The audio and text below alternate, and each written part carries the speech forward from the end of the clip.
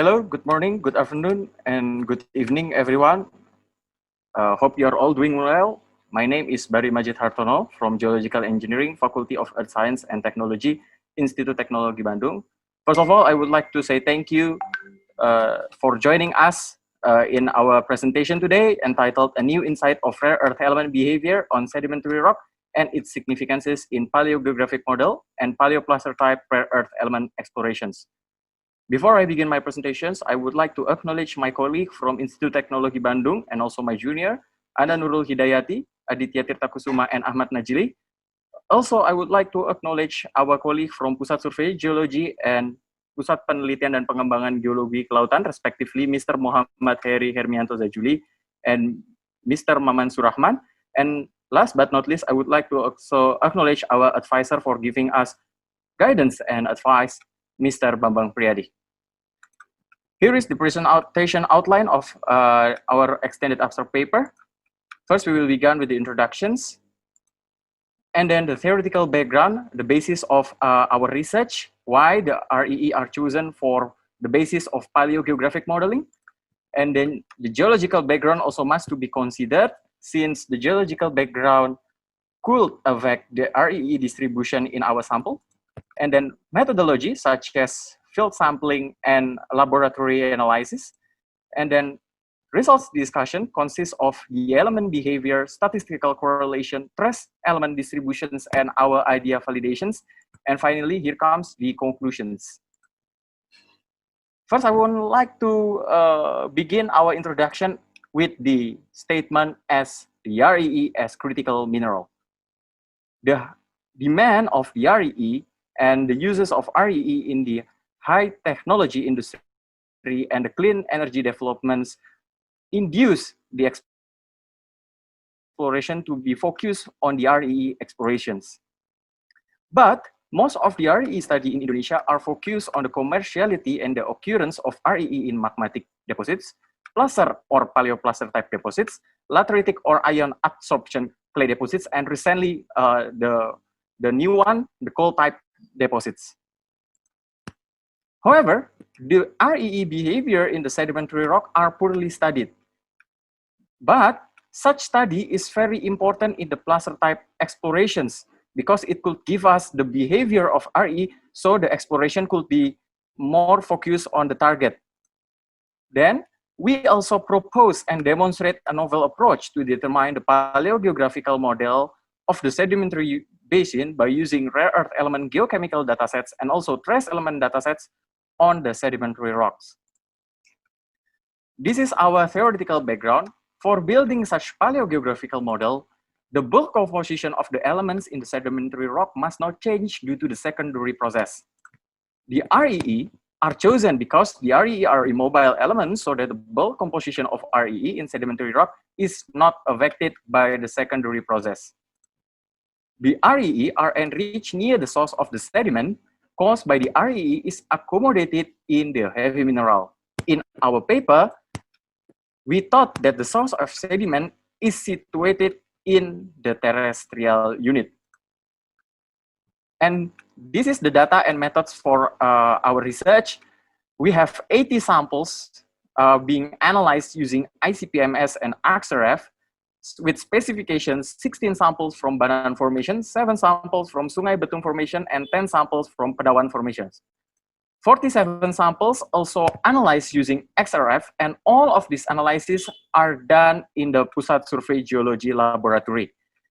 The data are provided by Pusat Survei Geologi Annual Survey 2018. Thank you for the data, Mr. Heri Hermianto, and available on Hidayati et al. 2020. 20 samples also being used for determining the validation of our methods.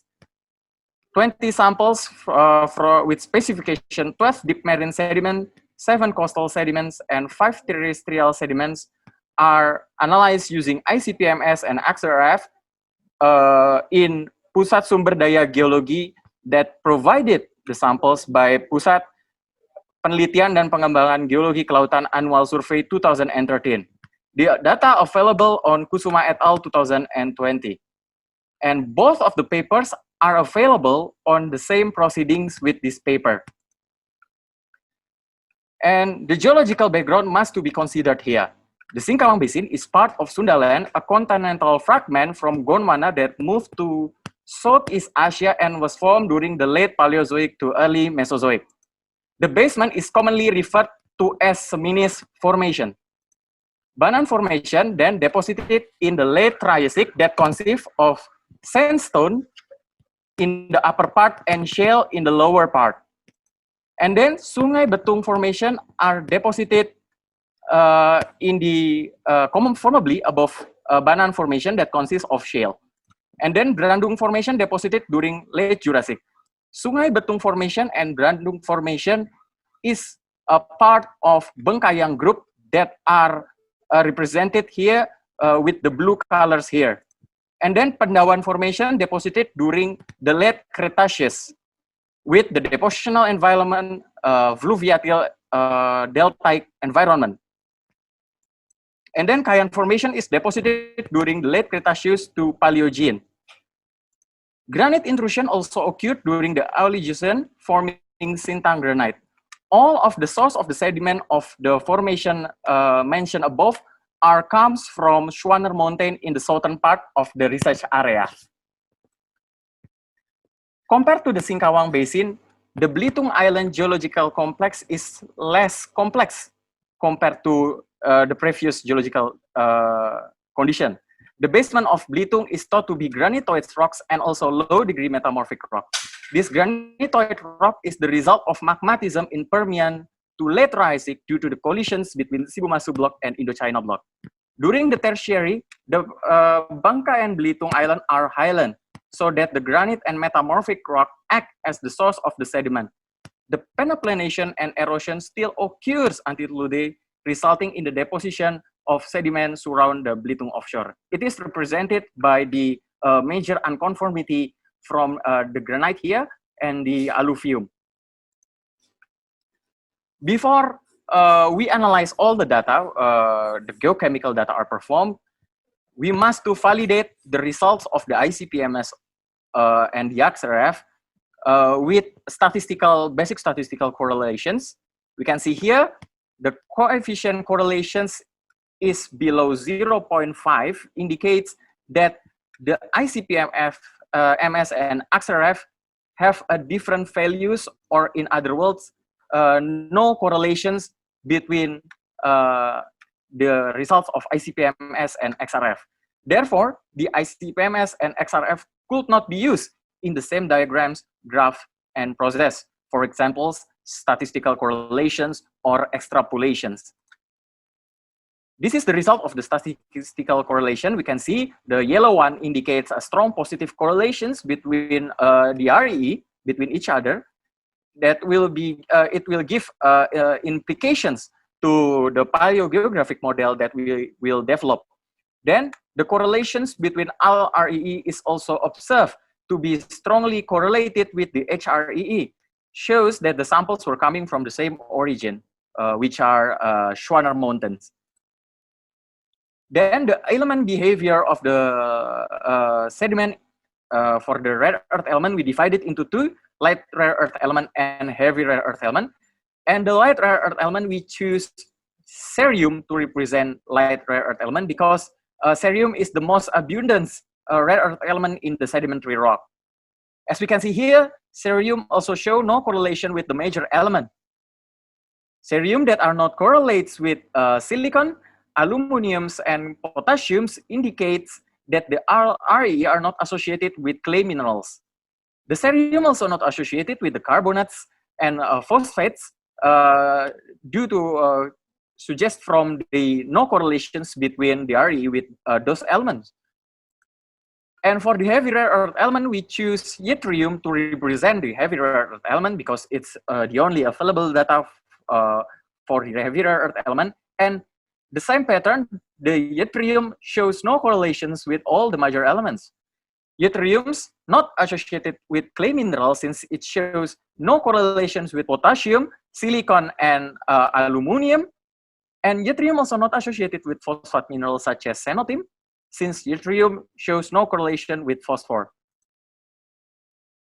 before the distribution of REE and trace element are observed, the distribution must be constrained on the same unit, because the lithostratigraphic and sequence stratigraphic analysis are not performed because our sample is fine-grained sedimentary rock and the structure in the research area is very complex. Then we use a chemostratigraphic approach for the unit determinations, because we must to indicate the same time in the map, because it must be in the same time. We choose several major elements we obtained from ChemoStrat 2020, and we must to divide it by aluminum, because all of the parameters are possibly have been changed due to the diagenesis or several weak weathering. So we must to divide it to remove those secondary effects. As we can see here, there is only one cluster are observed, indicating that only one unit in our research area, one chemostratigraphic. So we can build the paleogeographic model with a high confidence level. And this is the result of the extrapolations. The trace element and REE distribution of Banan formations shows a high concentration in the southwest part of the basin and the northern part of the basins. All of the elements shows relative same pattern, and then we can see only single color only, the green one, that reflects that dysprosium, holmium, erbium, thulium, and ytterbium are insensitive to the changing of the depositional environment, because maybe it's little concentrations in the sedimentary rock. But in the Padawan formations, we can see similar patterns, that all of the rare earth element and trace elements are enriched in the southwest part of the basins, and northeast part, lower concentration in the northeast part of the basins, as you can see here. And because the Padawan formation have a little bit higher heavy rare earth element concentration compared to Banan formations, we can see the same pattern of the heavy rare earth element here. So what is the implication to the paleogeographic model? Our previous research that have been presented in another conference only state that the REE will be largely spread in terrestrial area and less spread in marine areas. Yet the explanation of the characteristic of the REE that could be used as an indicator for paleogeographic modeling has not been stated explicitly, but we can observe it.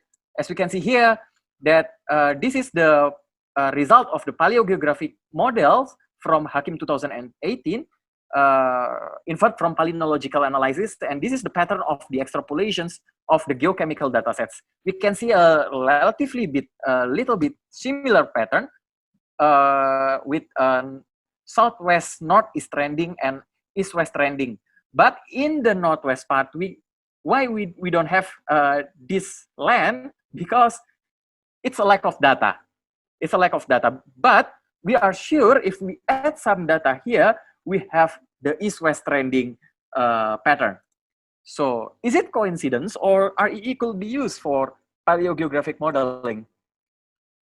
We must to validate our idea with the recent geographical configurations, because recently we can use just with the satellite imagery or direct observation in the fields, we can suggest where is the basin and where is the land.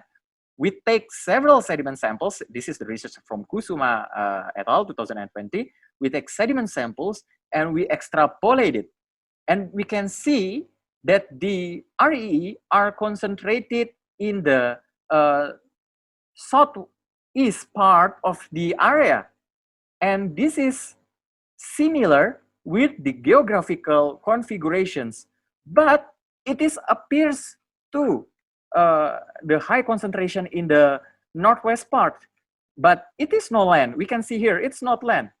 So what makes the occurrence of the REE over here?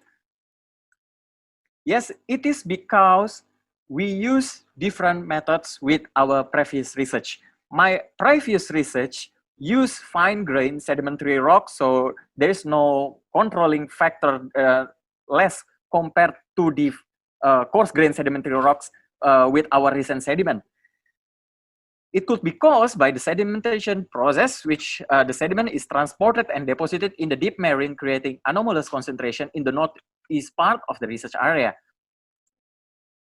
And for the important one, this could be give us clues to RE exploration, especially to the paleoplacer and placer type explorations.